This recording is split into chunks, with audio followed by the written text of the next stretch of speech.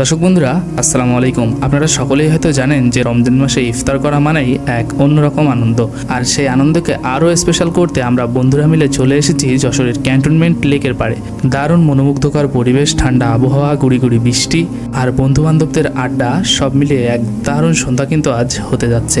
আপনারা দেখতেছেন যে এই লেকের পাড়ে কিন্তু অনেক মানুষ ইফতারি করার জন্য এসেছে।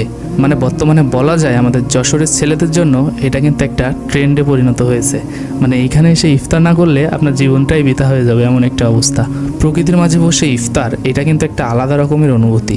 আমরা সবাই কম বেশি কাজে ব্যস্ত ছিলাম, আর কয়েকজন ইফতারি গোছানোতে ব্যস্ত ছিল। আর এই যে সবাই মিলে একসাথে কাজ করছি, এটাও কিন্তু আমাদের জীবনের স্মৃতি হয়ে থাকবে। বন্ধুরা আপনারা দেখুন যে আমাদের ইফতারিতে আজকে কি কি আয়োজন ছিল।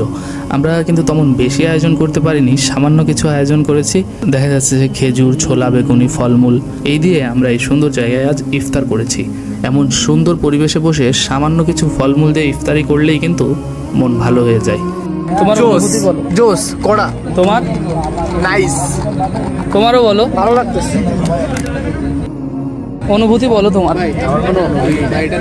আজ আমি খুব হ্যাপি। ভাইয়া সারাদিন রোজা আছি। আমাদের আজকের এই ইফতারের আয়োজনটা করার মূল উদ্দেশ্যই হচ্ছে যেন এই সুন্দর সন্ধ্যাটা আমাদের সকলের মনে থাকে।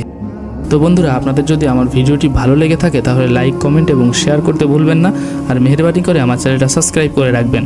আর ইতিমধ্যে যেসব ভাই ব্রাদাররা সাবস্ক্রাইব করেছেন তাদের সকলকে অনেক অনেক ধন্যবাদ। আর আমি সামনে আপনাদের জন্য আরও ভালো ভালো ভিডিও তৈরি করার চেষ্টা করব ইনশাআল্লাহ। তো সকলে ভালো থাকবেন, ধন্যবাদ, আসসালামু আলাইকুম।